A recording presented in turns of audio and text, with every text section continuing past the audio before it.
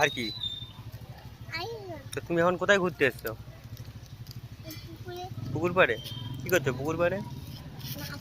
ওটা কি ফুল বলো তো? হ্যাঁ, কি ফুল ওটা? ঠাকুরের ফুল? ওটা খুব সুন্দর না? হুম, বিকালে বাইরে যাবি সন্ধ্যায়? তা দুপুরে কি খাওয়া দাওয়া করলি? হুম, একটু একটু এরকম করো, হাই গাইস কেমন আছো বলে দাও। বলে দিবি তো? বলবি না? হ্যাঁ, বলবি না, বুঝতে পেরেছি। হুম, পড়ে যাবি, এই সাবধান, আর যাবি না ওদিকে। খাওয়া গেছে? খাওয়া হয়েছে?